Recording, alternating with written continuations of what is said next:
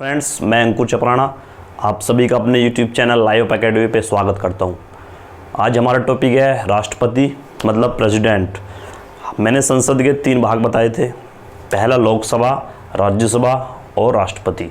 ठीक है, 2 topic complete हो चुके हैं, लोकसभा और राज्यसभा, और इजी वे में कराए हैं। हो सकता है आपको कुछ डाउट क्लियर नहीं कर पाया हो, तो जो लास्ट वीडियो मैंने बनाई थी लोकसभा और राज्यसभा को एक साथ लेकर, उसमें सारे डाउट क्लियर हो चुके होंगे। ठीक है, और बच्चों के कमेंट्स भी आ रहे थे कि कोई डाउट या कोई उसमें कोई ऐसी चीज़ कन्फ्यूजिंग चीज़ उसमें हमें लगी नहीं जिसमें हमें उससे समझ में नहीं आया हो।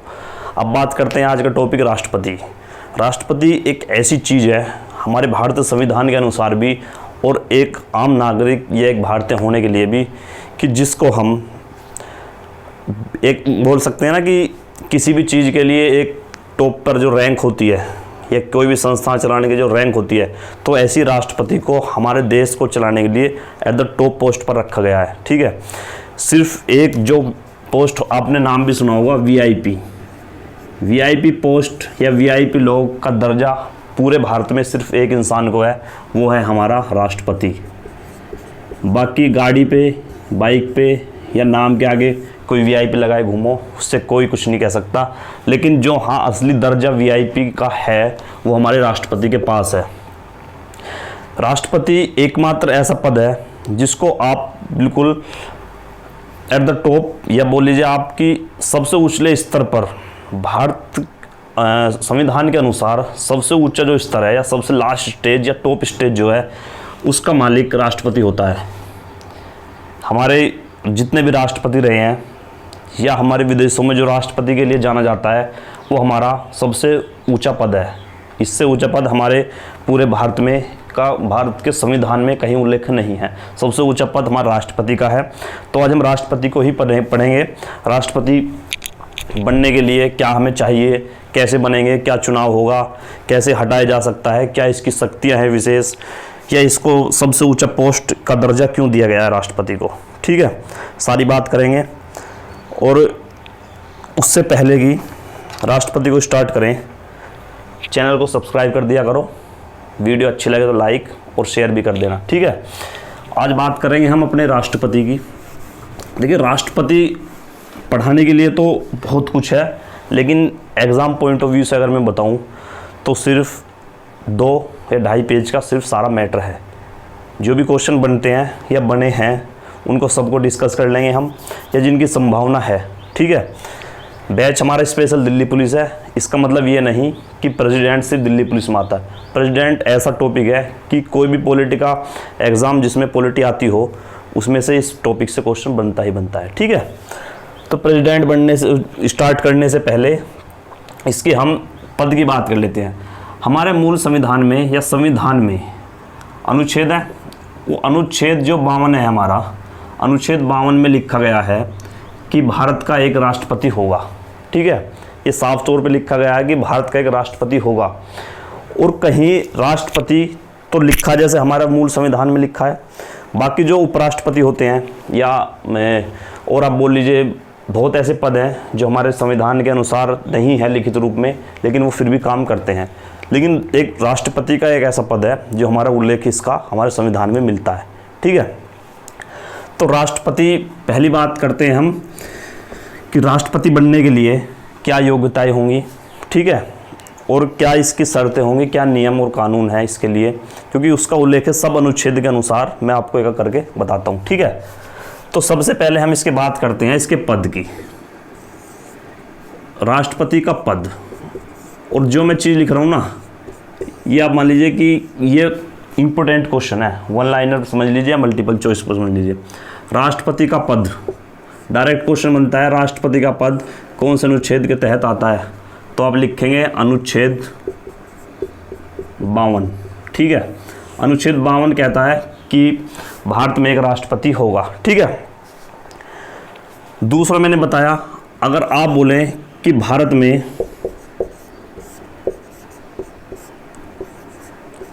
उच्चतम पद किसका है, वो हमारे राष्ट्रपति मतलब प्रेसिडेंट का है। ठीक है, 2 बात 2 क्वेश्चन। सबसे ज़रूरी जो था वो मैंने बताया और अब इसकी बात करते हैं तो हमारे कुछ थे इसके जो डायरेक्ट क्वेश्चन बनते हैं। अब इसके हम समरी की बात करते हैं कि इसके लिए हमें राष्ट्रपति का अगर चुनाव लड़ना है तो सबसे पहले योग्यता मांगते हैं। किसी भी चीज़ को स्टार्ट करने के से पहले, किसी के पद पर बैठने के पहले या नौकरी पाने के लिए भी सबसे पहले योग्यता की जो बात होती है, तो राष्ट्रपति की हम योग्यता की बात करते हैं। ठीक है, राष्ट्रपति की योग्यता ये हमारी बताई गई है अनुच्छेद 58 में कि राष्ट्रपति की क्या क्या योग्यता होंगी। अब अनुच्छेद 58 में क्या लिखा है राष्ट्रपति की योग्यता को लेकर? पहला, ये सबके लिए इम्पोर्टेंट है या सबके लिए सेम भी है, भारत का नागरिक होना चाहिए।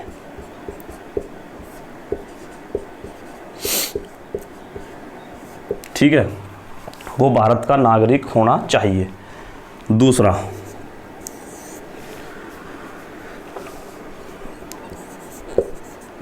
उम्र मिनिमम उसकी 35 वर्ष होनी चाहिए। 35 वर्ष आयु वो कंप्लीट कर चुका हो, मैक्सिमम कितनी भी हो सकती है, लेकिन मिनिमम उसकी 35 साल उम्र होनी अनिवार्य है। ठीक है। तीसरा, लाभ के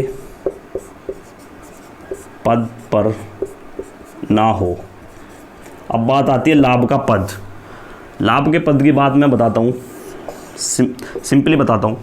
लाभ के पद वो होते हैं, जैसे आप कोई गवर्नमेंट सर्वेंट हैं, आप पुलिस में हैं, फौज में हैं, किसी भी कोई सरकारी नौकरी आप करते हैं या सरकार से कोई तनख्वाह प्राप्त करते हैं, उसको हम लाभ का पद बोलते हैं। ठीक है। लाभ का पद सिर्फ 4 पद को छोड़कर नहीं कहा जा सकता। 4 पद ऐसे हैं जो लाभ के पद में नहीं आते। पहला, खुद प्रेसिडेंट का पद, वाइस प्रेसिडेंट, गवर्नर, और जो आते हैं राज्यों या केंद्र के मंत्री।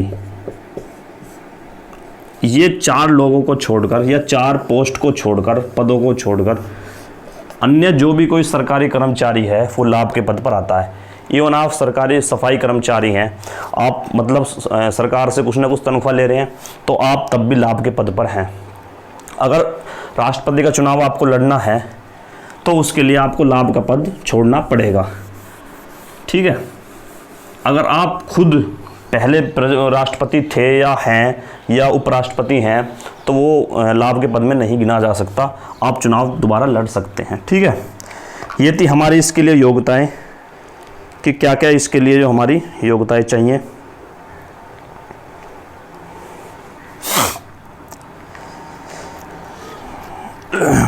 अब बात करते हैं इसके चुनाव की। योग्यताएं हमने पढ़ ली, जिसके पास ये 4 योग्यताएं होंगी वो हमारा चुनाव लड़ सकता है। अब चुनाव होगा कैसे? चुनाव प्रक्रिया।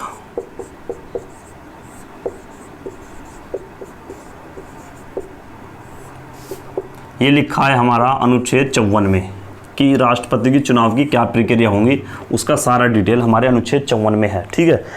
सबसे पहली बात आती है चुनाव प्रक्रिया में कि राष्ट्रपति का चुनाव कैसे होगा। पहली बात, इसका चुनाव जो कराता है राष्ट्रपति का, वो चुनाव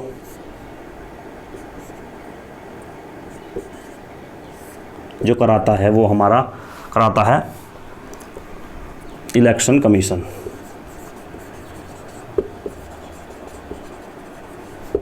चुनाव आयोग। ठीक है। चुनाव आयोग द्वारा इसका जो इलेक्शन होता है, एक बात। दूसरी बात,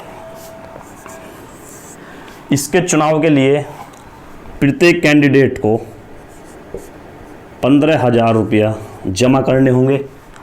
जिस दिन आपको राष्ट्रपति का चुनाव लड़ना हो, तो जब हम फॉर्म भरते हैं राष्ट्रपति चुनाव के लड़ने के लिए, तो 15,000 रुपये राशि जमा होती है हमारी एज आ सिक्योरिटी के रूप में जमा होती है। अगर आप हार जाते हैं तो वो वापस हो जाती है। ठीक है।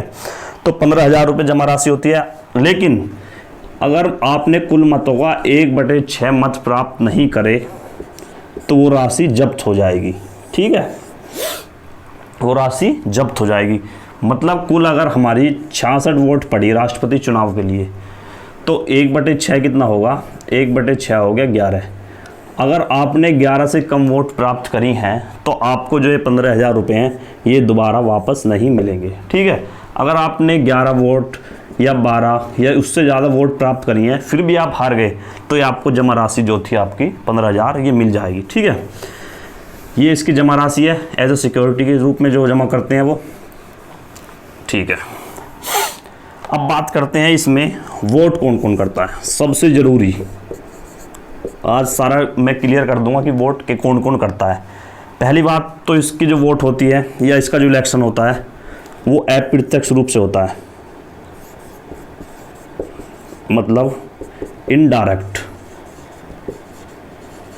इनडायरेक्ट मतलब क्या हुआ कि हम सीधे जाकर राष्ट्रपति के चुनाव में भाग नहीं ले सकते या हम वोट नहीं कर सकते, उसको इनडायरेक्ट चुनाव बोलते हैं।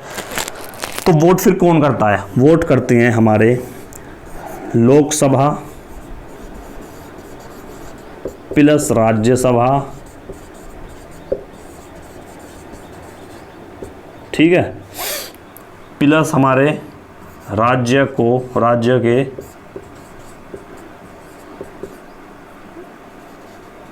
विधानसभाओं के सदस्य,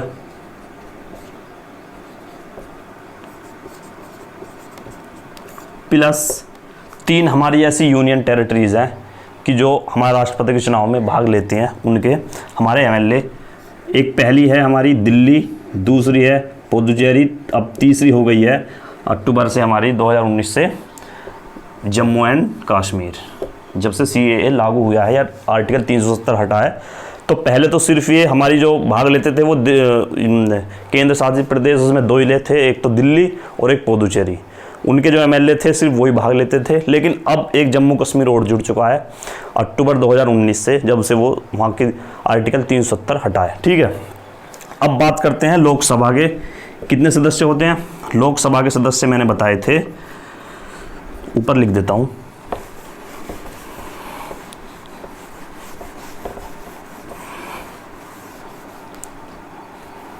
लोकसभा के कितने सदस्य होते हैं टोटल लोकसभा के सदस्य मैंने बताए थे 545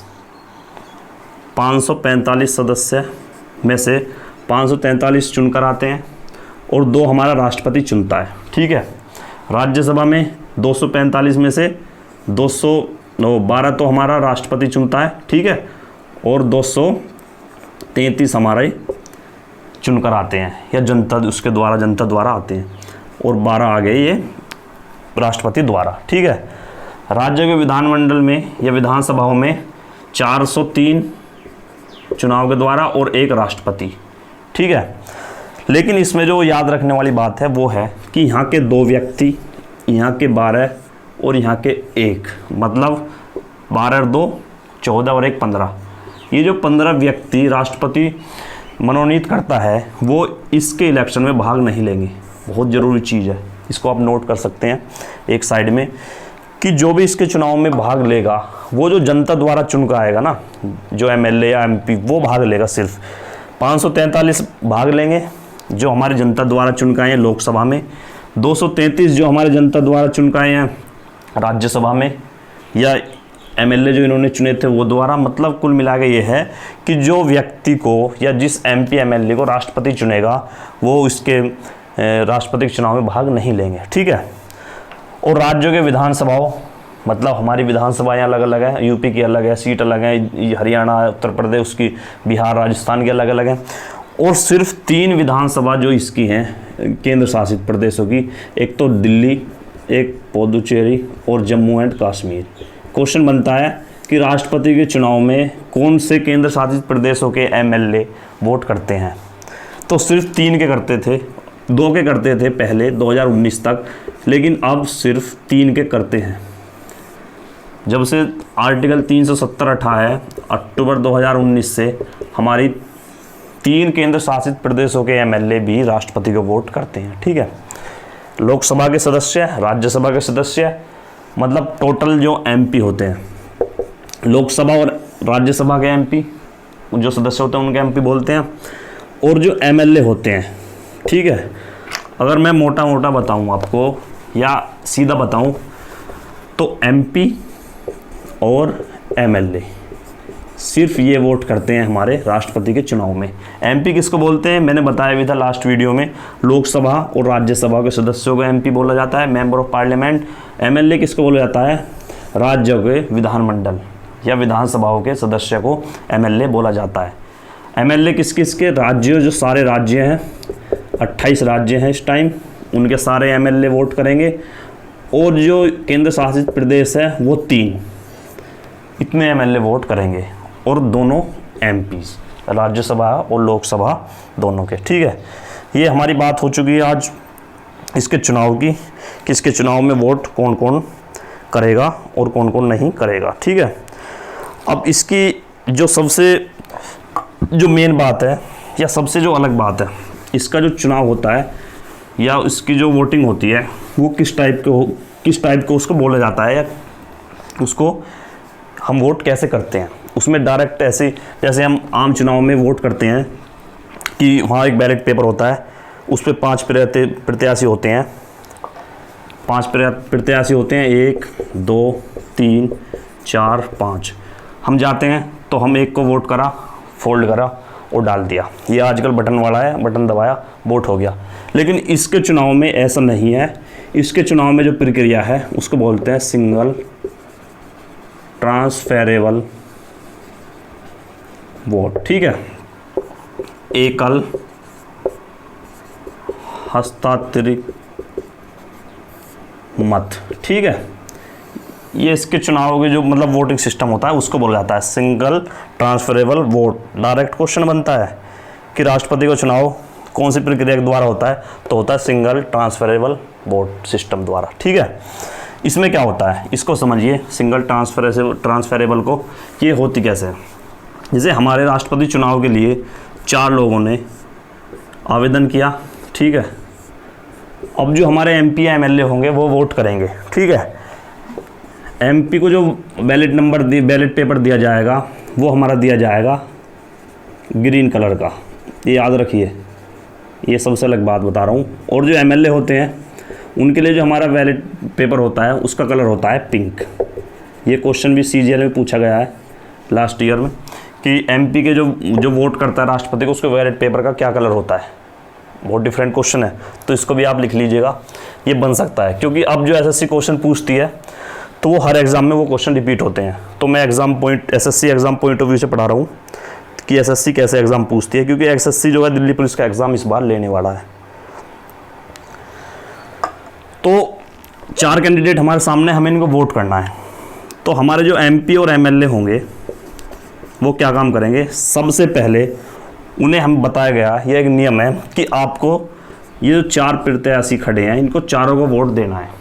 लेकिन देना उसके आधार पर है कि सबसे पहले आप किसको वोट करना चाहोगे। ठीक है, सबसे पहले रेफरेंस भरी इसको। ठीक है, फिर इसको, फिर इसको, फिर इसको। दूसरा एमएलए आया, उसने भी पहले इसको भरी, फिर इसको, इसको और इसको तीसरी। फिर तीसरा एमएलए आया, उसने पहली रेफरेंस इसको भरी, फिर दूसरी, फिर तीसरी, ऐसे। तो जो भी व्यक्ति सबसे पहले टोटल वोट का आधे से एक ज़्यादा वोट प्राप्त कर लेगा वो राष्ट्रपति बन जाएगा। ठीक है, ये होता है सिंगल ट्रांसफरेबल सिस्टम, ये वोट। और जो हमारे आम चुनाव होते हैं उनमें वोट कैसे होती है कि हमारे सामने 3 कैंडिडेट हैं, एक आम नागरिक आया, इसको वोट करी, दोनों खा लिए। ठीक है, या दूसरे को वोट करी, इसको वोट करी, इनको नहीं करी। तो ये सिस्टम होता है हमारा कि एक वोट सिंगल, कि हम जो है एक प्रत्याशी को वोट देते हैं। लेकिन इसमें रेफरेंस भरना पड़ता है कि सबसे पहले रेफरेंस आप किसको देना चाहोगे। और जब रेफरेंस भरते हैं तो वो बिल्कुल गुप्त होता है, आप किसी को बैलेट पेपर को दिखा नहीं सकते कि मैंने पहला रेफरेंस इसको दिया है, उसको दिया। एक बार हमारे जो मुलायम सिंह यादव हैं, महान हस्ती हैं, इस समय अच्छी दुर्गति हो रही है उनकी, उनके लिए भी उन्होंने क्या करा, जब इलेक्शन हो रहा था राष्ट्रपति का, तो उन्होंने वोट देकर अपने बैलेट पेपर को और हवा में लहरा दिया कि देखो मैंने उसे वोट करी है। उनकी वोट वहाँ पे रद्द हो चुकी थी और उनको वोट देने का अधिकार वहाँ से उस टाइम छीन लिया। ठीक है। तो बिल्कुल गुप्त होती हैं वोट भी, जैसे हमारी होती हैं, एक बार में एक बंदा वोट करता है। तो ये था हमारा वोटिंग का सिस्टम राष्ट्रपति का। अब हम बात करते हैं चुनाव की भी हो गई हैं, क्वालिफिकेशन की भी। और अब इसके बाद जब चुनाव जीत गया तो तीसरी बात होगी इसकी शपथ की, ठीक है। राष्ट्रपति की शपथ, शपथ का जो प्रावधान है वो हमारा अनुच्छेद 60 में है, कि अनुच्छेद 60 बताता है कि हमारे राष्ट्रपति की शपथ कौन दिलाएगा या कैसी शपथ ही लेंगे।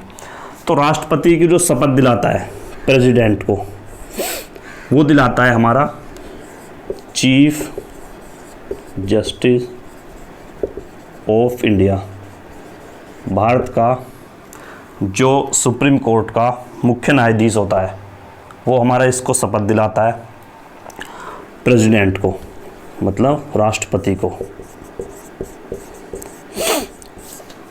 और अगर राष्ट्रपति को त्याग पत्र देना हो तो वो त्याग पत्र देता है अपने उपराष्ट्रपति को।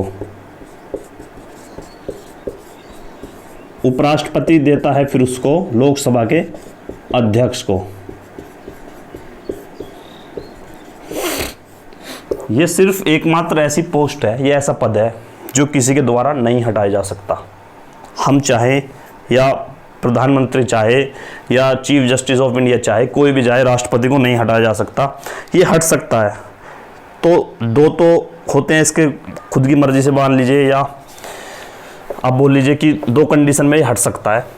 पहला तो या तो किसी राष्ट्रपति की डेथ हो जाए जब पद खाली हो जाएगा या जब हटा माना जाएगा, या दूसरा एक खुद त्याग पत्र देगा। ये तो इसके थे अपनी मर्जी से जब हटेगा ये, ठीक है। इसमें तो खैर किसी की मर्जी नहीं है डेथ में तो, लेकिन ये अपनी मर्जी से। लेकिन तीसरा जो हमारा आया है, ये आया है महाभियोग, ठीक है। ये पे ऐसी प्रक्रिया है जिसके द्वारा राष्ट्रपति को हटाया जा सकता है, हटाया जा सकता है। अब इसको समझते हैं कि इसके द्वारा कैसे हटाया जा सकता है। महाभियोग जब चलाया जाता है, अगर मान लीजिए हमारे राष्ट्रपति हमारे संविधान का कहीं अपमान कर रहे हैं, ठीक है, या कहीं उल्लंघन कर रहे हैं, या हमारे संविधान जो है उसको अपमानित कर रहे हैं, या उसके दिशा निर्देश अनुसार देश को नहीं चला पा रहे, तो उसके लिए हम महाभियोग ला सकते हैं। हम मतलब हम नहीं, आम नागरिक नहीं, वो किसी भी सदन में सदस्य, किसी भी सदन के सदस्य, लोकसभा के, राज्यसभा के सदस्य, कोई से भी सदन में, लोकसभा या राज्यसभा के सदस्य किसी भी सदन में प्रस्ताव ला सकते हैं कि आप, लेकिन लाएंगे कब? जैसे लोकसभा की मान लीजिए हमारी 543 सीट है, तो जब तक 1/6 सदस्य उस पर हस्ताक्षर नहीं कर देते उस प्रस्ताव पर, तब तक राष्ट्रपति की जो प्रक्रिया स्टार्ट नहीं होगी। तो राष्ट्रपति की महाभियोग की प्रक्रिया, क्वेश्चन पूछा जाता है डायरेक्ट, कहाँ से स्टार्ट होती है या कौन करता है? तो लोकसभा राज्यसभा कोई भी सदस्य कोई से भी सदन में कर सकता है, ठीक है। कितने वोट, मतलब कितने मत या कितने उसके पास सदस्य होने चाहिए जब उसको प्रस्ताव पारित होगा, तो 1/6 टोटल मतों का या टोटल सदस्य होगा, ठीक है। लेकिन उसके 14 दिन पहले ये बात राष्ट्रपति को सूचित करनी होगी कि आप पर महाभियोग की प्रक्रिया लगा दी गई है या चालू है, ठीक है। अब राष्ट्रपति उसमें कुछ किसी मदद के लिए किसी एक आदमी को चुनेगा, तो वो आदमी है हमारा attorney general of India. Attorney general मतलब बोल लीजिए आप सरकार का सरकारी सलाहकार या एक टाइप से सरकारी वकील, एडवोकेट। जो सरकार का भी एक वकील होता है जिसको अटॉर्नी जनरल बोलते हैं, इसकी मदद हमारे राष्ट्रपति ले सकते हैं कि आप इसकी, हमारी जो महाभियोग चल रहा है इसकी छानबीन करें। लेकिन जब तक उसका फाइनल डिसीजन नहीं आ जाता महाभियोग का कि इसको हटाया जा सकता है या नहीं, उससे पहले इस पद पर वो हमारे राष्ट्रपति बने रहेंगे, ठीक है। और अगर हमारे राष्ट्रपति की मृत्यु हो जाती है, समझिए, अगर हमारे राष्ट्रपति की मृत्यु हो जाती है तो उसी दिन एक एक्टिंग प्रेसिडेंट या बोल लीजिए उपराष्ट्रपति, वाइस प्रेसिडेंट, उस दिन से हमारे राष्ट्रपति का कार्यभार संभालेंगे और उस दिन से ही राष्ट्रपति का पद वो संभालेंगे। सारे काम जो है उस दिन से उपराष्ट्रपति करेगा। लेकिन टाइम होता है कि मरने के बाद 6 माह के अंदर आपको चुनाव राष्ट्रपति का कराना पड़ेगा। राष्ट्रपति जैसे हमारा आज मरा, उस टाइम ही उसी दिन हमारा उपराष्ट्रपति को राष्ट्रपति बना दिया गया। अगर उपराष्ट्रपति भी नहीं है तो चीफ जस्टिस ऑफ इंडिया, अगर वो भी नहीं है तो जो सबसे सीनियर जज है सुप्रीम कोर्ट का, उसको एज आ प्रेसिडेंट हमारा नियुक्त कर देंगे और तब से 6 महीने से पहले पहले ही हमारा चुनाव कराना पड़ेगा और राष्ट्रपति नियुक्त करना पड़ेगा हमको। ठीक है, ये तो बात हुई मृत्यु की जो इमरजेंसी में हो जाती है। अगर वो त्याग पत्र देता है तब भी 6 माह के अंदर अंदर ही हमारा चुनाव कराना पड़ेगा। और अगर बाई चांस हमारा चुनाव नहीं हुआ तो तब तक जो हमारा आज राष्ट्रपति हैं, जैसे रामनाथ कोविंद है, रामनाथ कोविंद जी हमारे आज राष्ट्रपति है और इनका रिटायरमेंट की डेट हमारी मान लीजिए 1 जनवरी है और 1 जनवरी को हमें ही उसी दिन राष्ट्रपति होना चाहिए। हमारे संविधान में ये है कि राष्ट्रपति का पद एक दिन के लिए भी खाली नहीं रहेगा। राष्ट्रपति का पद एक दिन के लिए भी खाली नहीं रहेगा, तो उसी दिन हमारा राष्ट्रपति का चुनाव कराना पड़ेगा या एक इमरजेंसी के लिए एक्टिंग प्रेसिडेंट होना चाहिए। तो जैसे ये 1 जनवरी को रिटायर हो रहे हैं तो उससे पहले पहले हमारा या तो राष्ट्रपति चुन के आ जाए या एज आ एक्टिंग प्रेसिडेंट काम करेगा, या जब तक वो टाइम मांगते हैं कि 2 महीने के अंदर हमारा राष्ट्रपति चुन के आता है। हमने मान लीजिए कि 3 मार्च तक हमारा राष्ट्रपति चुनाव दूसरा आएगा, तो यही राष्ट्रपति तब तक कार्यकाल संभालेंगे। ये उनका और कार्यकाल बढ़ जाएगा और जब तक जिस दिन शपथ दूसरा राष्ट्रपति ले लेगा उस दिन ये अपना इनका कार्यकाल समाप्त हो जाएगा। ठीक है, एक इसकी शक्ति और है कि जो तीनों सेना होती हैं, आर्मी, नेवी और एयरफोर्स, इनका प्रमुख कमांडर होता है या चीफ बोल लीजिए आप, कि इन तीनों सेनाओं का मुखिया राष्ट्रपति को बोला जाता है। ठीक है, अब पद और शक्तियाँ और जो इसके काम है उससे ऐसा लगता है कि राष्ट्रपति ही सिर्फ भारत का सब कुछ है, लेकिन हमने कहीं राष्ट्रपति का ऐसा नाम नहीं सुना। मुख्यमंत्री का नाम या प्रधानमंत्री का नाम हम सुनते हैं ज़्यादातर। इसके पास एक सबसे बड़ी शक्ति और है क्षमादान की। क्षमादान की शक्ति इसके पास अनुच्छेद 72 के तहत ये क्या कर सकता है, अगर किसी नागरिक को फांसी की, मतलब सबसे ऊंची सज़ा फांसी की सज़ा भी है तो वो उसको ख़त्म भी कर सकता है या उसको घटाकर दूसरी सज़ा में परिवर्तन भी कर सकता है। जैसे फांसी की सज़ा को घटाकर या तो बिल्कुल ख़त्म ही कर दे कि इस बंदे को फांसी नहीं होगी, या ये कर सकता है कि फांसी की जाए इसको उम्र कैद की सज़ा मंजूर है। ये भी शक्ति हमारे राष्ट्रपति के पास है। राष्ट्रपति के आप बोलिए हेल्प के लिए संविधान में लिखा है, राष्ट्रपति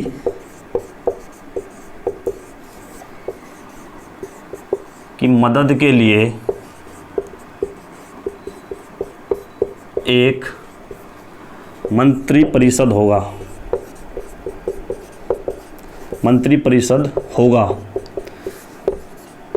जिसका मुखिया या जिसका हेड पीएम मतलब प्रधानमंत्री होगा। अब यही बात ख़त्म हो जाती है इसी लाइन में जो हमारा ये संविधान में लिखा गया है कि राष्ट्रपति की मदद के लिए एक मंत्री परिषद होगा जिसका मुखिया प्रधानमंत्री होगा।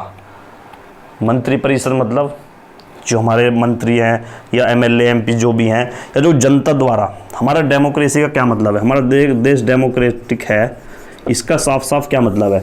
इसका साफ साफ ये मतलब है कि लोगों का शासन, जो लोग संसद या MP MLA चुने हैं, उनका शासन, या जो इनका नेता है लोगों का, वो शासन करे।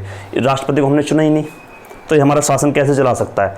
हमारा शासन कौन चलाएगा? जो जनता ने चुना है। तभी तो हमारा देश, हम एक अपने देश को गणतंत्र राज्य बोल सकते हैं, या एक डेमोक्रेटिक हमारा जो भारत है। तभी तो हो सकता है जब जनता के द्वारा जो सदस्य चुने गए हैं या जो लोग चुने गए हैं वो हमारा शासन या प्रशासन संभालें। जनता द्वारा कौन चुने गए हैं? जनता द्वारा MP चुने गए हैं, ठीक है, या आप बोलिए सांसद या ये विधायक, ये चुने गए हैं। ये किसको चुनते हैं? या बोल लीजिए ये हमारे डायरेक्ट द्वारा जो चुना जाता है वो हमारा PM चुना जाता है। तो मूल रूप से या मूलतः देखा जाए तो हमारे प्रधानमंत्री के पास ही वो सारी शक्तियाँ दी गई हैं कि आप इस देश को, आपको जनता ने चुना है, तो आपका फ़र्ज है या आपका कर्तव्य है कि जनता की सेवा करना, और जनता जो चाहे उसके फलस्वरूप उसको, देश को आगे चलाने का काम जो है वो हमारे प्रधानमंत्री का है। क्योंकि संविधान में लिखा गया है कि यह देश एक डेमोक्रेटिक है, गणराज्य है, गणतंत्र राज्य है एक।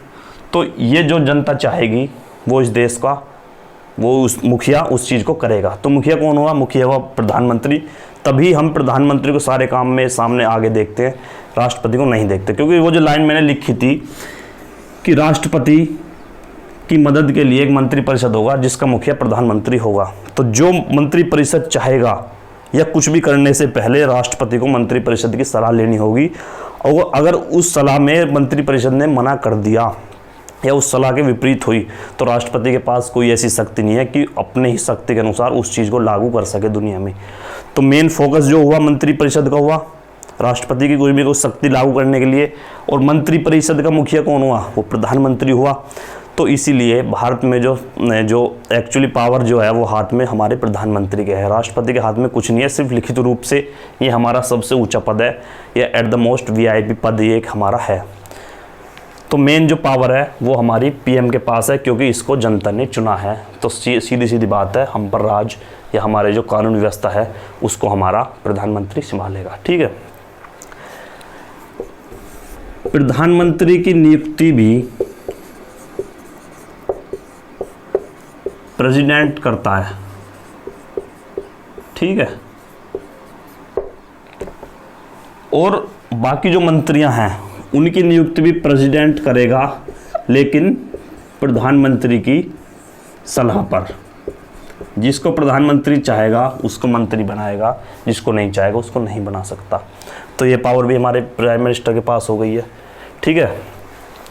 ये तो था हमारा प्रधानमंत्री की जो मेन जो चीज़ थी, वो जो ज़्यादा इम्पोर्टेंट चीज़ थी वो भी हमारी यही है कि एक्चुअली जो मेन पावर होती है वो हमारे राष्ट्रपति को नहीं, हमारी सिर्फ प्रधानमंत्री के पास होती है, ठीक है। राष्ट्रपति चुनाव के लिए ना तो संविधान में लिखा गया कि आप कितनी बार चुनाव लड़ सकते हैं, न लिखा गया कि आप राष्ट्रपति बनने के बाद कितनी बार आप या कितने कार्यकाल आप संभाल सकते हैं। जैसे रामनाथ कोविंद है, ये हमारे प्रेसिडेंट हैं इस टाइम। हो सकता है अगली 5 साल ये दोबारा बन जाए, इनके लिए कोई प्रावधान नहीं है कि अगले साल नहीं बन सकते, अगली योजना में, उससे अगली योजना में कितनी भी बार अगर ये चाहें तो राष्ट्रपति पद के लिए चुनाव लड़ सकते हैं या राष्ट्रपति पद पर रह सकते हैं। USA में जैसे हमारा सिर्फ पता है कि 10 साल रहेंगे, जैसे हमारे वो रहा था डोनाल्ड ट्रंप है, तो 5 योजना उसकी 5 साल हो गई है, एक योजना सिर्फ, और वो प्रधानमंत्री, वो बोले प्रेसिडेंट रह सकते हैं, ठीक है। ओबामा 10 साल रहा था, चाहते तो वहाँ के जो संविधान में अगर वो ऐसा प्रावधान होता जैसा हमारे में कि कितनी बार भी राष्ट्रपति बन सकते हैं, तो वो भी हो सकता था, एक बार वो राष्ट्रपति बन सकता था। लेकिन वहाँ नियम है कि 10 साल से ज़्यादा कोई राष्ट्रपति नहीं बन सकता है। ये भी हमारी इसमें कोई भी ऐसे लिखित रूप में नहीं है कि राष्ट्रपति हमारा चुनाव कितनी बार लड़ेगा या कितनी पद के लिए या कितने समय के लिए वो राष्ट्रपति रहेगा। वो कितने समय के लिए भी राष्ट्रपति रह सकता है, ठीक है। फिर आता है हमारा एक इसकी सैलरी, राष्ट्रपति की तनख्वाह भी आती है जो कि है 5 lakh per month, tax free है, कोई टैक्स नहीं है, कोई इनकम टैक्स वगैरह कुछ नहीं कटता इस पे। और जैसे अब कोरोना चल रहा है, इस महामारी में सभी की जो भी केंद्र या राज्य की जो है उसमें सबने अपने कटौती करी है सरकारों ने, जो भी सरकारी हमारे कर्मचारी थे उनकी तनख्वाह को लेकर। लेकिन ये प्रावधान भी हमारे संविधान में है कि राष्ट्रपति की तनख्वाह में कोई भी कटौती नहीं की जा सकती, ठीक है। ना टैक्स लिया जाता, ना कभी भी कोई ऐसा समय आए, आपातकाल स्थिति आए या कोई महामारी आए या भूखमरी आए, इसकी तनख्वाह को हम काट नहीं सकते। 5 लाख लिखित रूप में है तो 5 लाख मिलेगी, पूरा देश भूखा मरो या अमीर हो, इसको 5 लाख रुपए तनख्वाह मिलनी ही मिलनी है, ठीक है। तो ये थे हमारी क्लास राष्ट्रपति की, बहुत इंपॉर्टेंट क्लास थी, सारे फैक्ट कराए हैं, सारे ही। आपके पास कोई भी बुक हो आप उसको कंपेयर कर लेना कि उसमें सारा कुछ ऐसे लिखा है या नहीं लिखा, ठीक है। ये थी हमारी क्लास आज की राष्ट्रपति की। नेक्स्ट जो होगी वो हमारी राष्ट्रपति को लेकर होगी कि पहला राष्ट्रपति कौन था, सबसे कम उम्र का कौन था, सबसे ज़्यादा उम्र का कौन राष्ट्रपति था, या बोल लीजिए सबसे ज़्यादा तिरंगा लाल किले पर किसने फहराया। ये सारे हम बात करेंगे राष्ट्रपति की नेक्स्ट वीडियो में, ठीक है। उसका वेट करिए, कल या परसों वीडियो आ जाएगी। और लास्ट में शेयर कर देना, चैनल को सब्सक्राइब कर देना है। बहुत जल्द हम एक माइलस्टोन पहुंचने वाले हैं, उसके लिए धन्यवाद। Thank you friends, take care.